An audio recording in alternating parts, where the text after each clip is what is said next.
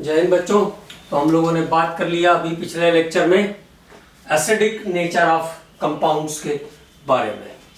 तो ऐसा सॉल्यूशन या ऐसा सब्सटेंस जिसका पीएच वैल्यू 7 से कम होगा और जो ब्लू लिटमस पेपर को रेड कर देगा, जो एक्वस सॉल्यूशन में H+ आयन डोनर होगा, जो इलेक्ट्रॉन पेयर एक्सेप्टिंग पावर रखता है, ये एसिड के कैरेक्टर है।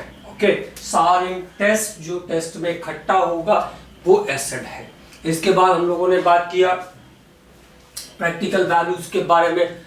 तो ऐसा सॉल्यूशन जिसका Ka वैल्यू हायर होगा, higher Ka value, higher the acidic nature, it is acid dissociation constant. इसके बाद pKa वैल्यू किसी एसिड का जितना कम होगा उसका एसिडिक नेचर उतना ज्यादा होगा। Negative I effect acidic nature को बढ़ाएगा, negative I effect acidic nature को बढ़ाएगा। एस कैरेक्टर एसिडिक नेचर को बढ़ाता है, एस कैरेक्टर एसिडिक नेचर को बढ़ाता है। एलिमेंट की इलेक्ट्रोनेगेटिविटी एसिडिक नेचर को बढ़ाती है। जो मोर इलेक्ट्रोनेगेटिव होगा वो मोर एसिडिक होगा। तो ये इंपॉर्टेंट पॉइंट्स थे एसिड और एसिडिक नेचर को जस्टिफाई करने के। जहां पे प्लस आई इफेक्ट बढ़ेगा या पी कैरेक्टर बढ़ेगा वहां पे कंपाउंड्स का एसिडिक नेचर कम होता जाएगा, कंपाउंड का एसिडिक नेचर कम होता जाएगा। अब इस लेक्चर में हम लोग बात करेंगे about basic nature of compound. तो उसी तरीके से बिल्कुल शुरू से ही स्टार्ट करेंगे। बेस क्या होता है वहां से शुरू करेंगे। तो बेस क्या है? Bitter taste,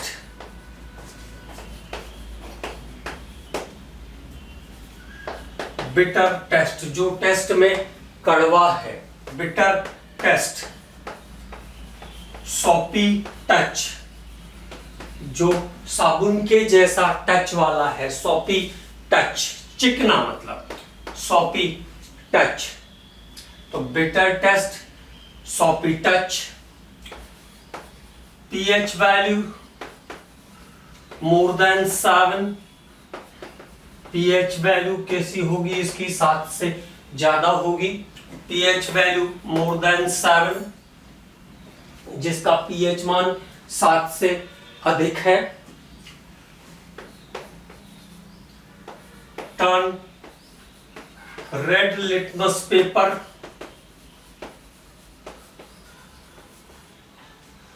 red litmus paper into blue, जो लाल लिटमस पेपर को नीला कर देता है, जो लाल लिटमस पेपर को नीला कर देता है। Donate OH- ions in aqueous solution, donate OH- ion in aqueous solution.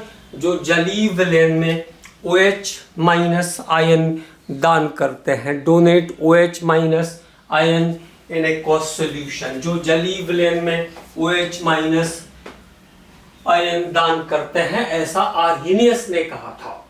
ठीक है। Donate lone pair electron, lone pair electron जो एकाकी इलेक्ट्रॉन युग्म दान करते हैं, यह है लुईस कॉन्सेप्ट का हिस्सा। Donate lone pair of electron accept protons, Bronsted Lowry का कॉन्सेप्ट है ये।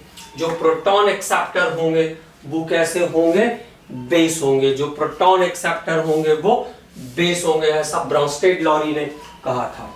It is about the some points to identify the basic nature of the, to identify the base, to identify the base. ये base को identify करने के कुछ तरीके हो गए। अब बात करते हैं कि बेस का स्ट्रेंथ कैसे डिटरमाइन करेंगे, how to determine the strength of base, क्या क्या क्राइटेरिया रहेगा। तो स्ट्रेंथ ऑफ बेस, क्षार की प्रबलता, strength of base directly proportional to its Kb value. इसका जो केबी का मान होगा it is base dissociation constant. फिर से ये प्रैक्टिकल वाली बात हो रही है, तो बेस डिसोसिएशन कांस्टेंट के डायरेक्टली प्रोपोर्शनल होगा, directly proportional to P character. ये भी बड़ा अच्छा तरीका है पहचानने का। Directly proportional to P character, directly proportional to plus I effect, directly proportional to plus I effect. Plus I effect जितना ज्यादा बेसिक नेचर उतना ज्यादा, directly proportional to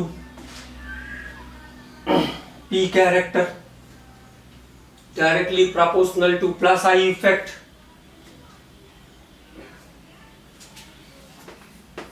reciprocal to P K B value, K B का उल्टा P K B, reciprocal to P K B value, reciprocal to minus I effect, reciprocal to minus I effect, reciprocal था ना तो नीचे आएगा ना, reciprocal to minus I effect, reciprocal to minus I effect,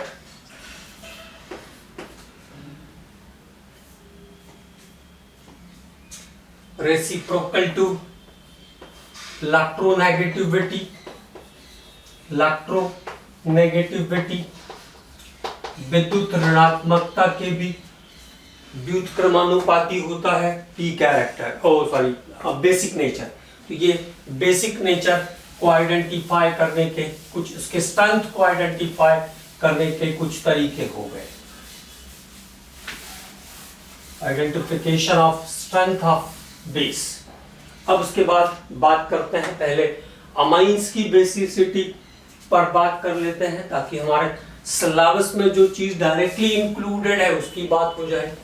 तो देखो सबसे पहले क्या ध्यान रखना है, NH3 ammonia is Lewis base. Ammonia को हम लोइस बेस कहते हैं, अमोनिया को हम लोइस बेस कहते हैं। कारण क्या है?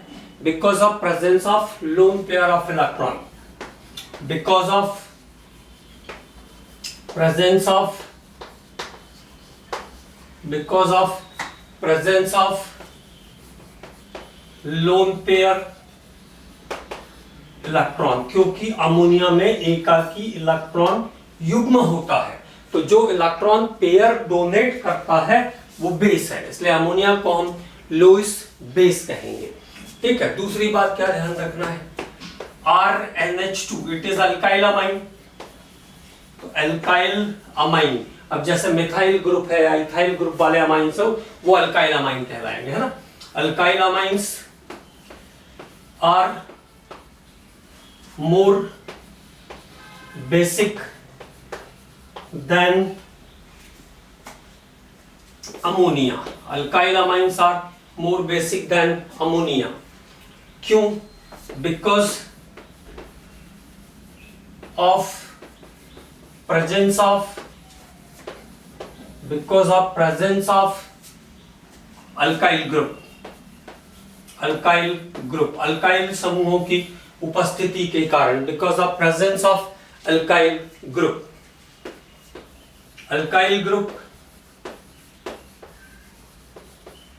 show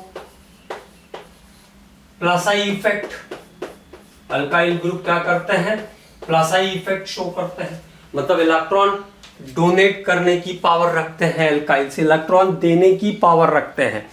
जो बेस है वो इलेक्ट्रॉन पेयर डोनर, और कोई आ गया जो उसको इलेक्ट्रॉन दे रहा है तो डोनेट करने की जो पावर है वो बढ़ जाएगी, दान करने की क्षमता बढ़ जाएगी। इसलिए अल्काइल अमाइंस जो होते हैं वो अमोनिया से अधिक क्षारीय होते हैं। Alkyl amines are more basic than ammonia. Alkyl amines are more basic than ammonia, ये ध्यान रखना है। इसके बाद अगर हम बात करें अगले पॉइंट पर अनिलीन की, अनिलीन, तो एनिलीन क्या होगा? It is aniline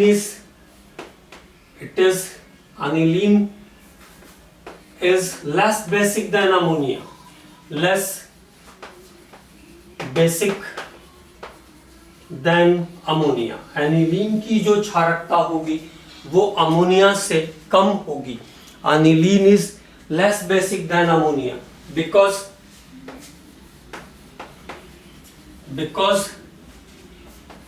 phenyl group show negative I effect, क्योंकि फेनाइल समूह ऋणात्मक प्रेरण की प्रभाव वाले होते हैं। Phenyl group show the negative I effect. तो एनिलीन की जो बेसिक नेचर है, एनिलीन का जो बेसिक नेचर है वो अमोनिया से पीछे चला जाएगा या कम हो जाएगा। अब देखिए आगे बात करते हैं order of basicity of amines. Order of basicity of amines, order of basicity of amines. तो अगर जनरल वे में पूछते हैं लाइक प्राइमरी सेकेंडरी टर्शियरी ऐसा, तो क्या ध्यान रखोगे? Order of basicity of amines, the general order is sp_t ammonia than aniline. ये जनरल ऑर्डर है अमाइंस की बेसिसिटी का। sp_t देन अमोनिया मतलब secondary, primary, tertiary, than ammonia, than phenylamine, और ये याद करना है ना। अब मान लीजिए एडिंग मिथाइल ग्रुप, एडिंग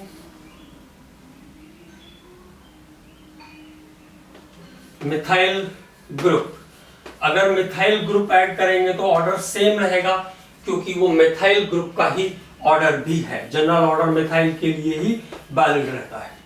तो ये है secondary amine, than primary amine, than secondary amine, than primary amine, than tertiary amine, trimethylamine, than ammonia, than aniline. तो there is the general order of basicity of amines. ये amines की basicity का common order है। सीधा सीधा question आया तो sp_t ammonia ध्यान रखना है, मिथाइल जोड़ेंगे तो भी sp_t अमोनिया ही ऑर्डर रहेगा। अगर एथाइल ग्रुप जोड़ते हैं तो ऑर्डर बदलेगा, ये ध्यान रखना है। When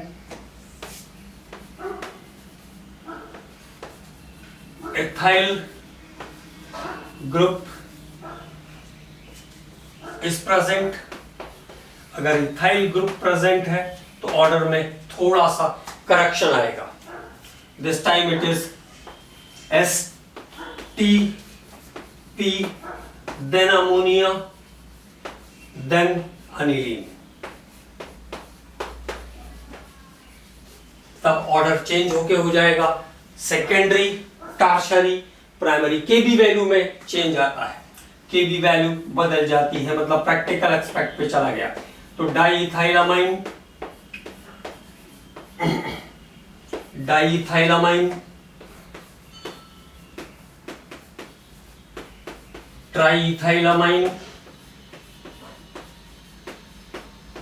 then इथाइलामाइन, then ammonia, than फिनाइलामाइन। तब ऑर्डर में थोड़ा सा परिवर्तन यहां पे ध्यान रखना है। एसटीपी को ध्यान रख लो, इथाइल के साथ होता है एसटीपी वाला ऑर्डर, इथाइल के साथ होता है एसटीपी वाला order. Secondary, tertiary, than primary, than ethylamine, primary, than aniline, और उसके बाद सबसे लास्ट में आया फिनाइलामाइन। तो ऑर्डर में थोड़ा सा चेंज होगा, ये ध्यान रखना है। ये बड़ी इंपॉर्टेंट बात है यहाँ पे, है ना, क्योंकि एक्सेप्शन टाइप का हो रहा है ना।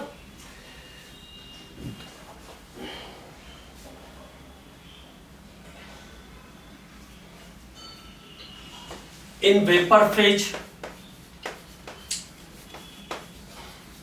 अगर वाष्प अवस्था की बात करेंगे, वेपर फेज की बात करेंगे, तो order is tertiary, then secondary, then primary, than ammonia, than phenylamine. Vapour phase में जो ऑर्डर होगा, वाष्पावस्था में जो क्रम बनेगा वो हो जाएगा tertiary, secondary, primary, than ammonia, than phenylamine, than phenylamine. क्योंकि टर्सरी में एल्काइल ग्रुप्स तो ज्यादा रहते ही हैं, लेकिन स्टारिक हिंडरेंस के कारण टर्सरी का जो बेसिक नेचर है वो एक्वस सॉल्यूशन में कम रहता है। वेपर फेज में बात करेंगे तो tertiary, then secondary, then primary, ये ध्यान रखना है। अब एक बात और कि टर्सरी अमाइंस में higher alkyl group, higher plus I effect होने के कारण भी उसका जो बेसिक नेचर है वो सेकेंडरी अमाइन से कम है। तो लॉजिक तो हम लोग पढ़ चुके हैं, फिर भी एक बार नोट कर देता हूं मैं। बेसिक नेचर और basicity of tertiary amines, basicity of tertiary amines are less than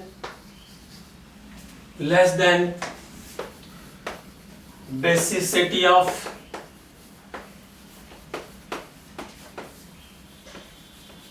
secondary amine, less than basicity of secondary amines। Tertiary amines की जो क्षारकता होती है, तृतीयक अमीन की जो क्षारकता होती है वो द्वितीयक अमीन से कम होती है हर बार, चाहे मिथाइल जोड़ा था तब भी थी और इथाइल जोड़ा था तब भी थी, है ना। तो basicity of tertiary amines are less than basicity of secondary amine because of steric effect. अब ये बात आपको क्लियर है कि स्टेरिक इफेक्ट मतलब होता है बल्क ऑफ एल्काइल ग्रुप के कारण रिपल्सिव फोर्स का बढ़ना, बल्क ऑफ एल्काइल ग्रुप के प्रेजेंस के कारण रिपल्सिव फोर्स का बढ़ना, बल्क ऑफ एल्काइल ग्रुप के प्रेजेंस के कारण रिपल्सिव फोर्स का बढ़ना कहलाता है स्टेरिक इफेक्ट। और बेस हम उसको नहीं कहते हैं जिसके पास इलेक्ट्रॉन पेयर है, जो इलेक्ट्रॉन पेयर डोनेट करेगा वो बेस है, और जितना शार्पली डोनेट करेगा, जितना तेजी से दान करेगा, उतना स्ट्रॉन्ग बेस होगा। इसलिए टर्शरी अमाइंस का जो बेसिसिटी है वो सेकेंडरी अमाइन की तुलना में कम होता है। ये एक इंपॉर्टेंट बात यहां पे फिर से ध्यान में रखना है।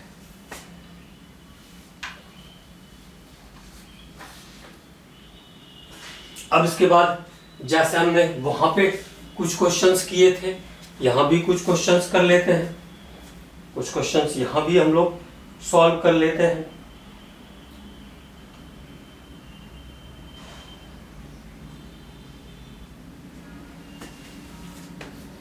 Among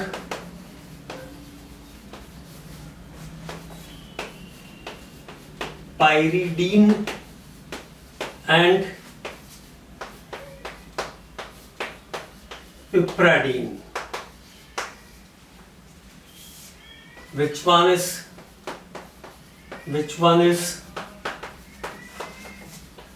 more basic? पाइरिडीन और पिपराडीन में कौन सा अधिक क्षारीय होगा? तो पहले चाहिए पाइरिडीन और पिपराडीन का स्ट्रक्चर, चलो बना देते हैं। पाइरिडीन, चलो ऐसा स्ट्रक्चर बनाते हैं जिससे कि क्लियर रहे। जब तक आपको पूरे अच्छे से क्लियरिटी ना आ जाए तब तक आपको भी इसी टाइप से स्ट्रक्चर बनाना चाहिए। यह है pyridine, C5H5N having alternated double bond and here is a lone pair electron। पिपराडीन में सारे कॉर्नर CH2 वाले रहते हैं और ये NH ग्रुप होगा and have a lone pair। तो देखो सबसे सही तरीका, सबसे पहले हमें जब भी दिखे और हाइब्रिडाइजेशन मिलने का चांस हो तो हमें हाइब्रिडाइजेशन के बारे में सोचना चाहिए उसके कि हाइब्रिडाइजेशन इसका क्या हो सकता है। तो पाइरिडीन कैसा है? कंप्लीटली sp2 हाइब्रिडाइज्ड है। पाइरिडीन का हर कार्बन और नाइट्रोजन कैसा है? sp2 हाइब्रिडाइज्ड है। sp2 hybridized means what? 33.33% s character. s character कितना होगा? 33.33%। पिप्रेडीन का कॉर्नर कैसा है? सब sp3 हाइब्रिडाइज्ड है, तो क्या होगा? 25% s कैरेक्टर, 25% s कैरेक्टर होगा पिप्रेडीन के सभी कार्बन और नाइट्रोजन का। और जहां पे s कैरेक्टर कम होगा वहां पे बेसिक नेचर ज्यादा होगा। तो B is more basic than A। तो पाइरिडीन और पिप्रेडीन में किसकी क्षारकता अधिक होगी? पाइरिडीन और पिप्रेडीन में पिप्रेडीन की क्षारकता अधिक होगी। सीधे सीधे हमने आंसर निकाल लिया एस कैरेक्टर से, सीधे सीधे आंसर पे चले गए हम एस कैरेक्टर के थ्रू। तो इस टाइप के भी तैयारी आपको करके रखनी है। अब देखो which one is more basic. फिर दो स्ट्रक्चर दिए हैं मुझे और उसमें से पूछा है किसकी क्षारकता अधिक होगी। स्ट्रक्चर 1 ये हमारा स्ट्रक्चर ए है, तो सारे कॉर्नर sp3 हाइब्रिडाइज्ड है। ये स्ट्रक्चर 2 है, यहां पे भी सारे कॉर्नर sp3 हाइब्रिडाइज्ड है। मतलब अब दोनों का हाइब्रिडाइजेशन कैसा है? सारे सभी के सभी कॉर्नर sp3 हाइब्रिडाइज्ड है। तो हमें किसी दूसरे एस्पेक्ट्स पर बात करनी पड़ेगी। तो एक ऑक्सीजन भी है यहाँ पे, मोर इलेक्ट्रोनेगेटिव। ऑक्सीजन क्या करेगा?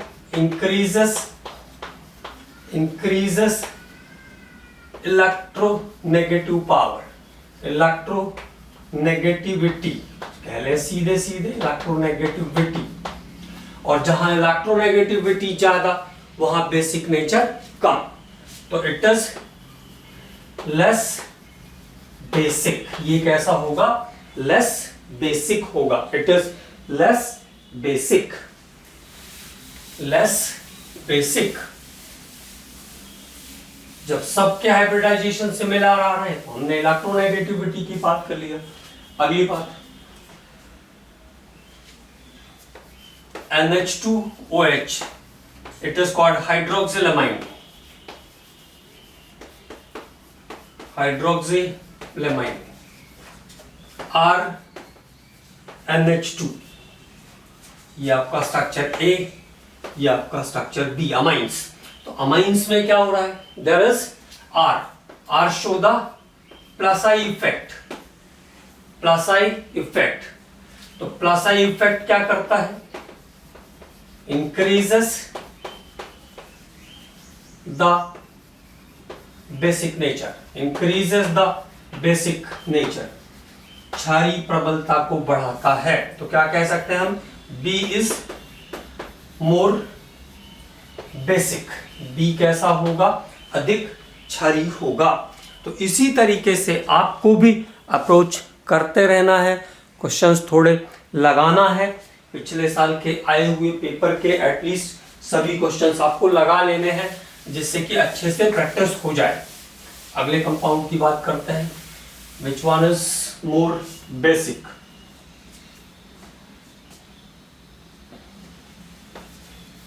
RCONH2 is the A, RNH2 is the B। Okay, amines और amide.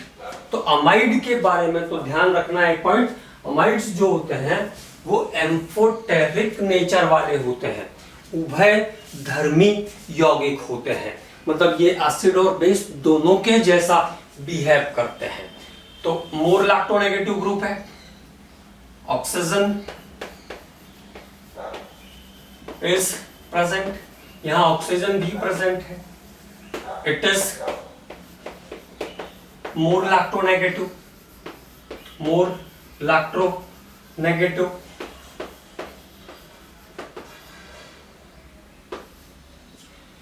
Decreases the basic nature, ये क्या करेगा, बेसिक नेचर को कम कर देगा. Decreases the basic nature, decreases the basic nature, ये बेसिक नेचर को कम करेगा. तो आंसर क्या हो जाएगा हमारे पास, B is more basic, B is more basic than A. B की बेसिसिटी ए से ज्यादा होगी. अमाइड्स एम्फोटेरिक नेचर के होते हैं, ये पॉइंट भी आपको नोट कर लेना है. अमाइड्स जो होते हैं वो एम्फोटेरिक नेचर के होते हैं, ये पॉइंट भी आपको नोट कर लेना है साथ में. फिर से एक similar question,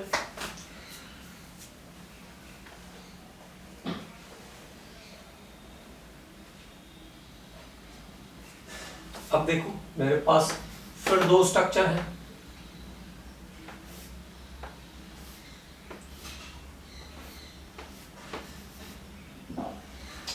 again to structure, एक स्ट्रक्चर है मेरे पास ए, एक स्ट्रक्चर है मेरे पास बी, पाइरिडीन है, और एक और स्ट्रक्चर है N. Have lone pair and alternated double bond. यहाँ पे अल्टरनेटेड डबल बॉन्ड के साथ लोन पेयर है.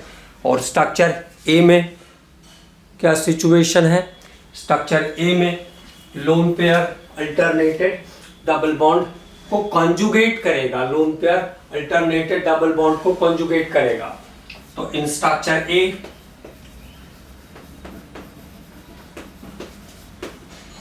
Lone pair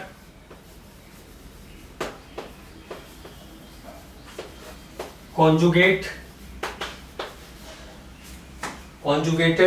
the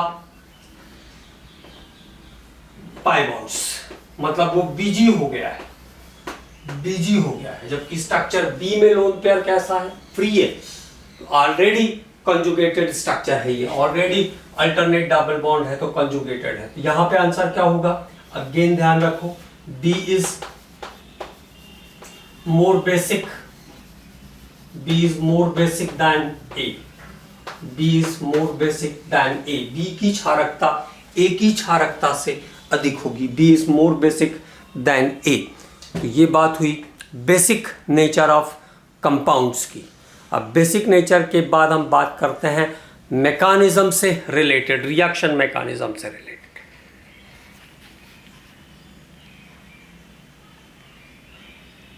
reaction mechanism से रिलेटेड टॉपिक पे अब बात करेंगे. तो अब बात करेंगे हम लोग आगे रिएक्शन मैकेनिज्म के बारे में. ये हमारा लास्ट टॉपिक है जीओसी का, रिएक्शन मैकेनिज्म. रिएक्शन मैकेनिज्म, अभिक्रियाओं की क्रिया विधि. और रिएक्शन मैकेनिज्म के बेस पर रिएक्शंस कितने टाइप के हैं, सबसे पहले यहां पे बात करते हैं. तो सबसे पहले आएगा एडिशन रिएक्शन, हिंदी में इसको कहेंगे योगात्मक अभिक्रियाएं. एडिशन रिएक्शन, योगात्मक अभिक्रियाएं. दूसरे आते हैं substitution reaction, substitution reaction, substitution reaction, substitution प्रतिस्थापन अभिक्रियाएं.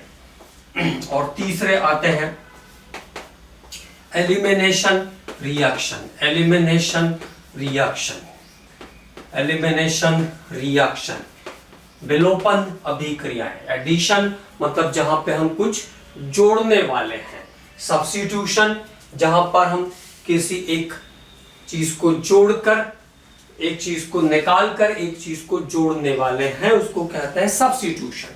और एलिमिनेशन जहां पे हम कुछ एटम्स या कुछ पार्ट किसी रिएक्टेंट का केवल और केवल बाहर निकालने वाले हैं, उसे कहते हैं एलिमिनेशन। तो ये 3 टाइप के केमिकल रिएक्शन हैं जो मैकेनिज्म बेस होते हैं। एक और होंगे रीअरेंजमेंट, तो जो कि एटम की रिलेटिव पोजीशन के चेंज होने के कारण जब एक कंपाउंड दूसरे कंपाउंड में चेंज होता है तो उसको कहते हैं रीअरेंजमेंट। बेसिकली ये 3 रिएक्शंस जो है वो मैकेनिज्म बेस होते हैं। तो सबसे पहले बात करेंगे हम एडिशन रिएक्शंस के बारे में। एडिशन रिएक्शन, अब क्या क्या चीजें हमको इंपॉर्टेंट यहाँ पे ध्यान रखना है उस टॉपिक पे बात करते हैं। तो एडिशन रिएक्शन कौन शो करेगा? एडिशन रिएक्शन सबसे पहली बात ये है, तो क्या ध्यान रखना है? Addition reactions, addition reactions are the property of a compound or the property of unsaturated compound or the property of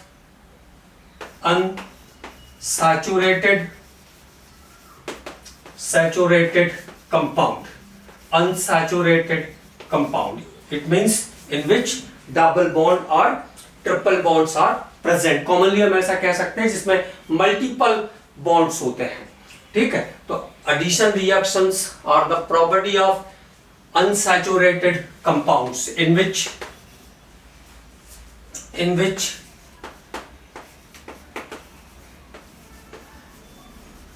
double bond or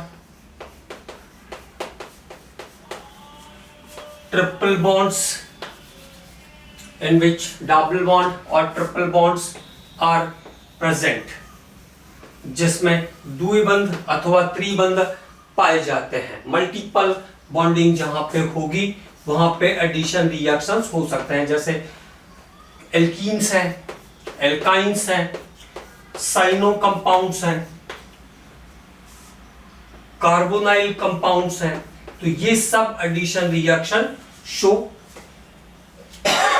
करेंगे। जहां पर मल्टीपल बॉन्ड्स होंगे वो एडिशन रिएक्शन शो करते हैं। तो addition reaction is the property of compounds in which multiple bonds are present. अब जो एडिशन रिएक्शंस हैं, जो योगात्मक अभिक्रियाएं हैं, ये फिर से 2 टाइप की होती है ना। 2 टाइप की एडिशन रिएक्शंस पॉसिबल है। तो हम बात करेंगे अब types of addition reaction. Types of addition reaction, योगात्मक अभिक्रियाओं के प्रकार। नंबर 1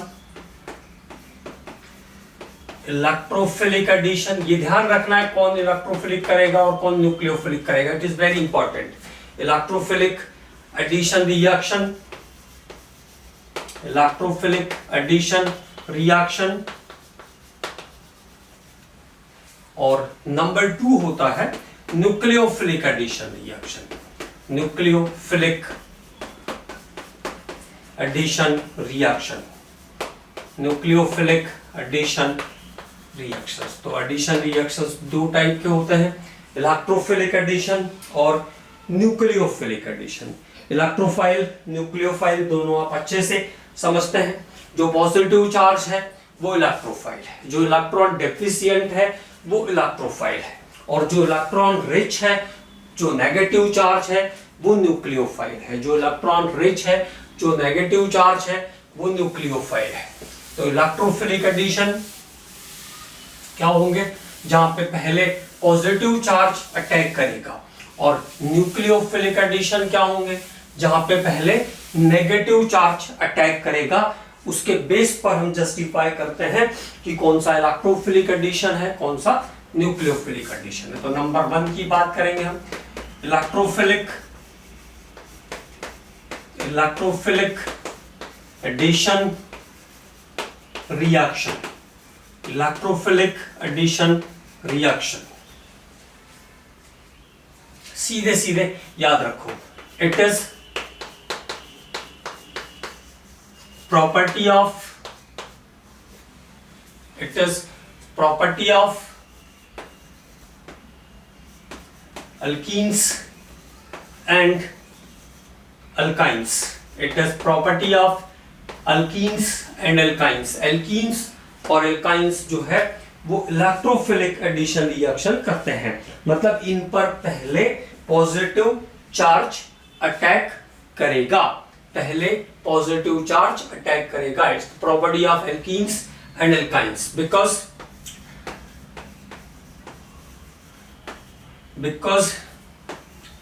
अब उसका लॉजिक है, because enes and ynes multiple bond है इसके पास, तो मल्टीपल बॉन्ड्स के कारण ये पहले ही इलेक्ट्रॉन रिच होते हैं. Because enes and ynes are electron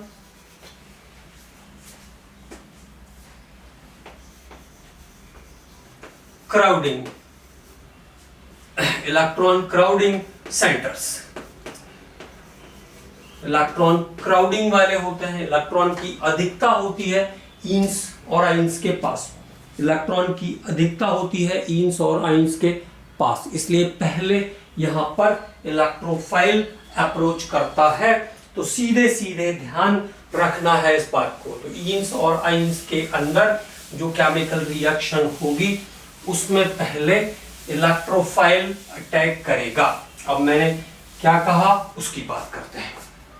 तो देखो, जैसे मेरे पास इथाइलीन है, CH2 डबल बॉन्ड CH2, इस पे मान लीजिए मुझे कुछ जोड़ना है, जिसको हम जोड़ते हैं, जिसको हम लाते हैं बाहर से, वो अटैकिंग रिएजेंट कहलाता है. क्या कहलाता है?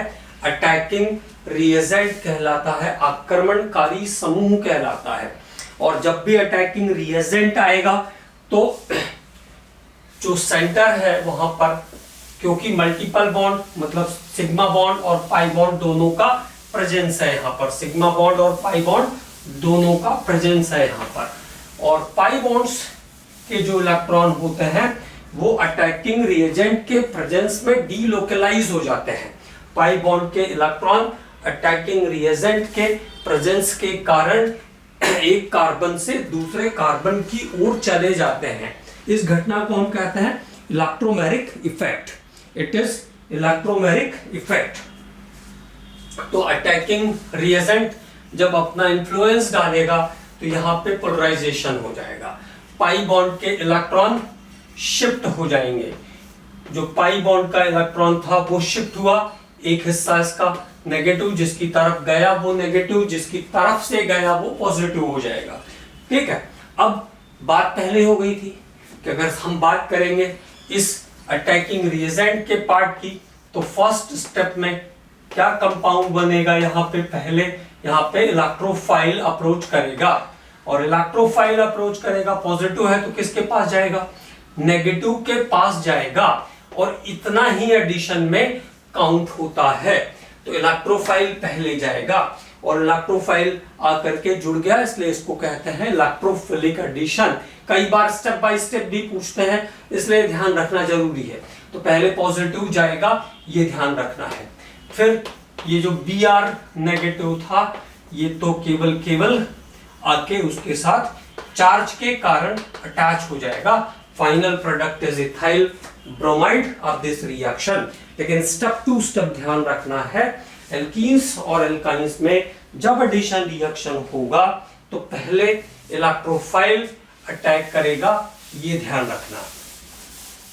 पहले पॉजिटिव चार्ज आकर के जुड़ेगा.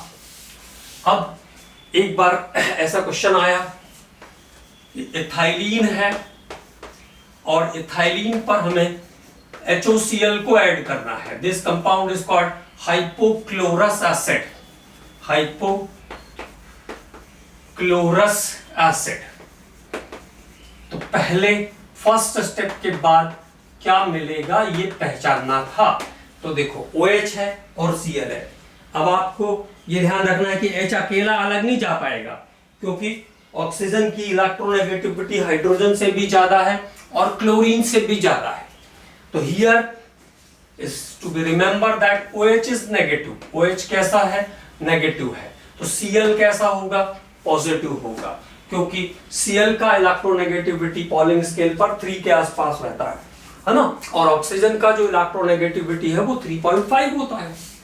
तो here is what in the after the first step, पहले क्लोरीन जाके जुड़ेगा, ठीक है। तो अगर मैंने इलेक्ट्रोमेरिक इफेक्ट का डायरेक्शन ये शो किया नेगेटिव पॉजिटिव पॉजिटिव नेगेटिव, तो पहले क्लोरीन आके जुड़ेगा, ये बात ध्यान रखना है।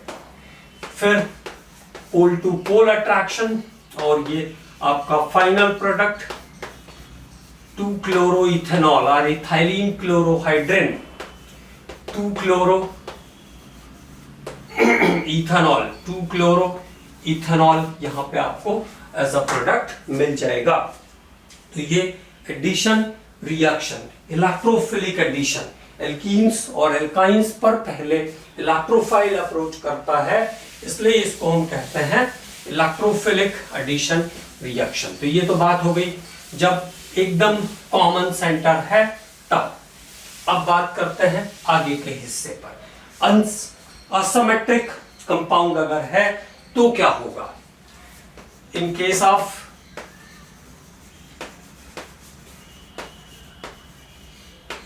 asymmetric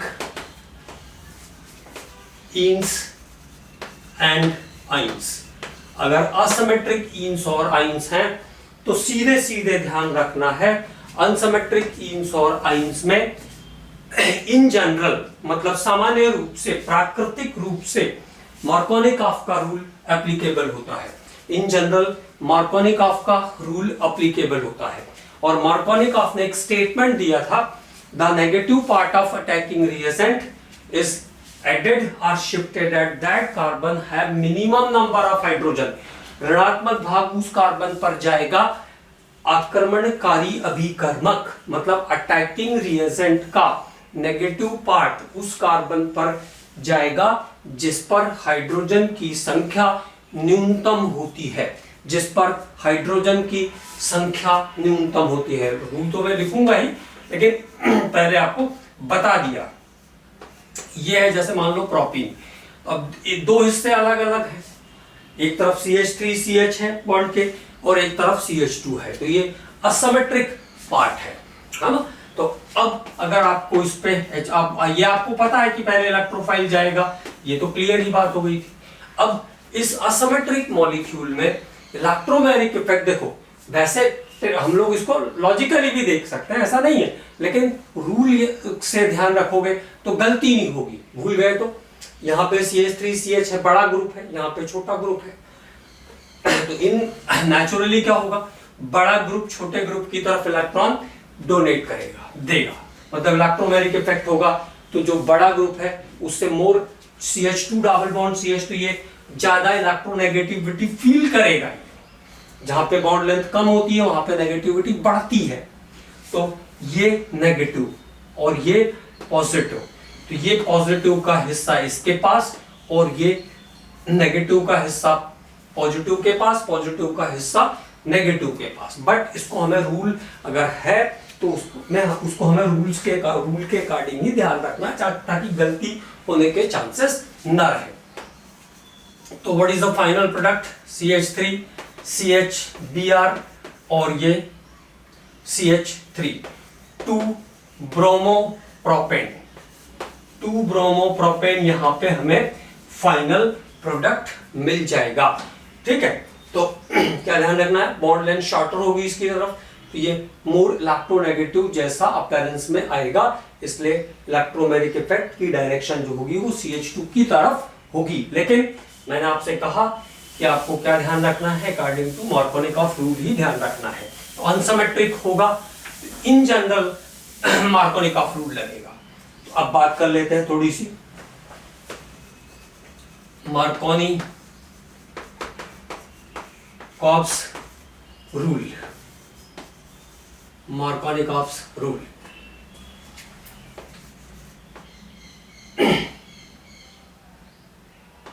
in addition reaction,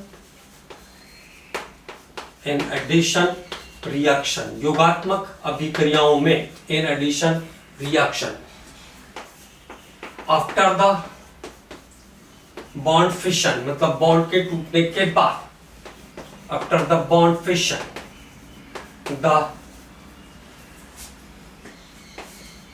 negative part of attacking reagent, आक्रमणकारी अभिकर्मक का ऋणात्मक भाग, the negative part of attacking reagent shifted at the carbon have minimum number of hydrogen atom, minimum number of hydrogen atom उस कार्बन पर जाएगा जिस पर hydrogen की संख्या न्यूनतम होगी। सीधा सीधा याद रखेंगे, shifted at that carbon have minimum number of hydrogen atom, तो उस कार्बन पर जाएगा जहां हाइड्रोजन की संख्या न्यूनतम होगी। यह है मार्कोनिकॉफ का रूल, मार्कोनिकॉफ का रूल। ठीक है, तो अच्छे से ध्यान रखना है, केवल एक लाइन ध्यान रखना है, वहां जाएगा जहां पे हाइड्रोजन का नंबर कम से कम होगा। ठीक, अब मान लीजिए यही काम मैंने आइंस के साथ किया, जो ईन्स के साथ कर रहे थे। तो देखो पहले बार सिमेट्रिक है, दोनों तरफ CH बॉन्ड के, ट्रिपल बॉन्ड के दोनों तरफ CH ग्रुप है। तो जब आप HBr या कोई भी अटैकिंग रिएजेंट यहां लाओगे तो पॉजिटिव नेगेटिव, फर्स्ट टाइम हम कुछ भी किसी को भी दे सकते हैं और इलेक्ट्रोमेरिक इफेक्ट भी कहीं भी शो कर सकते हैं। ये हुआ, एक बॉन्ड ब्रेक हो गया है, क्या बन गया CH2 और डबल बॉन्ड CHBr बन गया। अब जब दोबारा HBr जोड़ने जाओगे तो अब ये सिमेट्रिक नहीं है, ये CH2 डबल बॉन्ड CH है,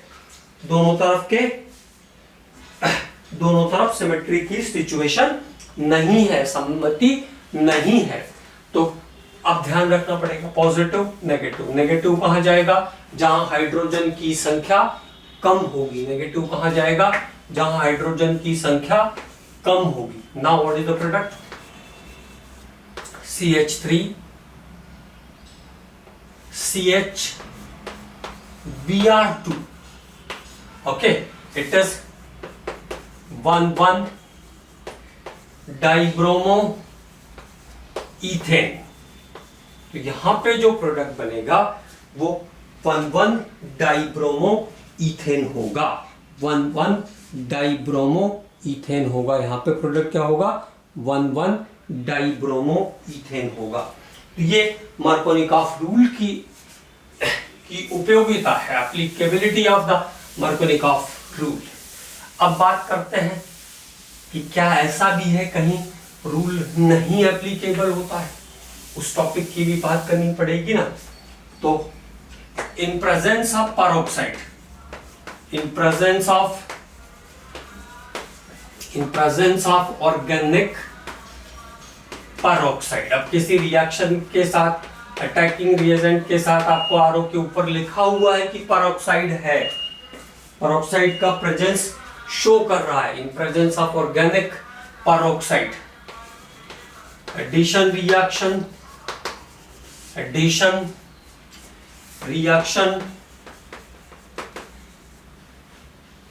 takes place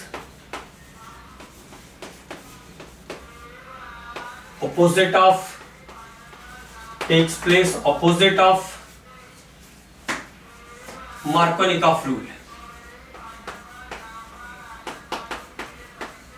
मार्कोनिकॉफ्स रूल। तो एडिशन रिएक्शन मार्कोनिकॉफ के नियम के विपरीत जाएगी, मतलब अब नेगेटिव वहां जाएगा जिसके बीच डबल बॉन्ड या ट्रिपल बॉन्ड है लेकिन हाइड्रोजन की संख्या ज्यादा है। तो addition reaction takes place opposite of Markovnikov's rule. It is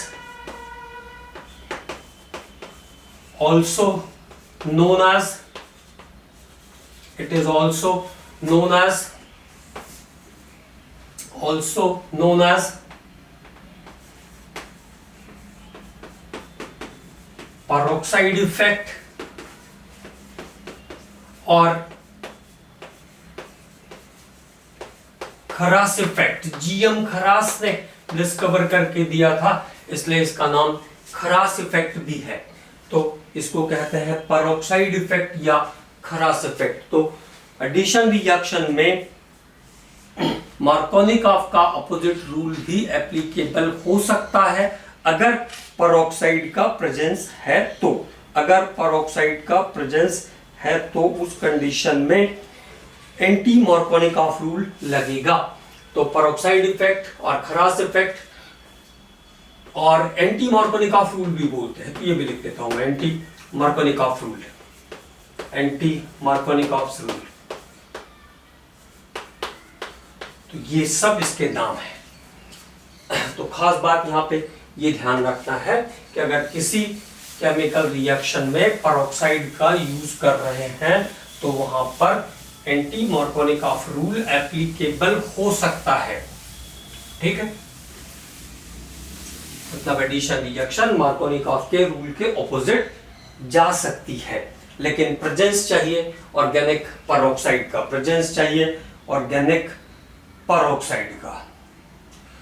अब देखो थोड़ा सा यहाँ पे चेंज भी रहता है, जैसे वहां पे जो अटैकिंग स्पीसीज थी आपकी, उसके ऊपर अटैकिंग रिएजेंट जो था वो पॉजिटिव और नेगेटिव चार्ज था, इससे इलेक्ट्रोफाइल पहले अटैक कर रहा था। यहाँ पे आप ध्यान रखना, इट इज, ये बड़ा इंपॉर्टेंट पॉइंट है, it is due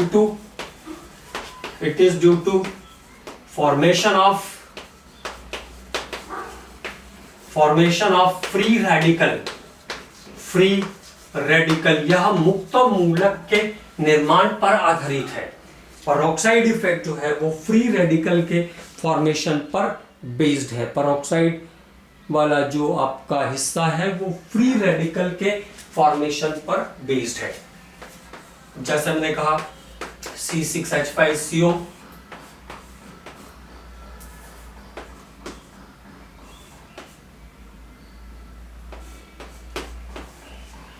C6H5CO whole twice O2, इस कंपाउंड को कहते हैं हम benzoyl peroxide. This compound is called benzoyl peroxide. और बेंजोइल पेरोक्साइड टूट करके दो फ्री रेडिकल बनाता है। बेंजोइल पेरोक्साइड ब्रेक करेगा तो फ्री रेडिकल के दो हिस्से हो जाएंगे। ये हुआ बेंजोइल पेरोक्साइड का फ्री रेडिकल, और ये फ्री रेडिकल वाला जो हिस्सा है ये क्या करेगा, अब देखो यहाँ पे ऑक्सीजन है सेंटर, नेगेटिव चार्ज है ऑक्सीजन, तो नेगेटिव चार्ज है तो मोर इलेक्ट्रोनेगेटिव तो है ही वो। ऑक्सीजन की इलेक्ट्रोनेगेटिविटी कार्बन से तो ज्यादा है। अब जब H फ्री रेडिकल और Br फ्री रेडिकल जनरेट करके आएगा, जब H फ्री रेडिकल और Br फ्री रेडिकल जनरेट करके आएगा तो लेस इलेक्ट्रोनेगेटिव कौन है यहाँ पे, 2.1 पे है ये, इसको गेन कर लेगा, लेस वाले से पहले रिएक्ट कर लेगा तो C6H5COH बना देगा। ये तो चले गया बेंजोइक एसिड बन करके बाहर। अब बचा क्या, Br फ्री रेडिकल। नाउ कौन फ्री बचा है, Br फ्री रेडिकल अब फ्री बचा है। कौन फ्री बचा है, Br फ्री रेडिकल फ्री बचा है। तो ये Br फ्री रेडिकल क्या करेगा, ये Br फ्री रेडिकल देखो, Br फ्री रेडिकल जो है जब यहाँ पे बॉन्ड फिशन होगा, यहाँ पे होमोलैटिक बॉन्ड फिशन होगा ना, होमोलैटिक बॉन्ड फिशन जब होगा तो यहाँ फ्री रेडिकल बनेगा और ये फ्री रेडिकल बनेगा। प्राइमरी फ्री रेडिकल और secondary free radical, primary free radical और secondary free radical. Primary free radicals are more reactive, primary free radicals are more reactive. Primary free radical जो होते हैं वो अधिक क्रियाशील होते हैं, इसलिए ये इसके पास चला जाएगा, इसके पास चला जाएगा। तो ये बन गया CH फ्री रेडिकल और साथ में CH2Br बन गया। तो इसलिए ये उस कार्बन पर चला जाता है Br फ्री रेडिकल जहां हाइड्रोजन की संख्या ज्यादा होती है। अब चूंकि रिएक्शन चल रही है तो H plus H free radical भी कभी ना कभी मिलेगा और H फ्री रेडिकल उसके साथ आकर के क्या करेगा, उसको कंप्लीट कर देगा। तो ये कहलाता है एंटी मार्कोनिकॉफ रूल। अब इससे रिलेटेड और भी अभी हम लोग एडिशन रिएक्शन पर थोड़ा काम करेंगे क्योंकि बड़ा इंपॉर्टेंट है एडिशन रिएक्शन। तो अगले लेक्चर में भी हम लोग एडिशन पर मेनली काम करेंगे।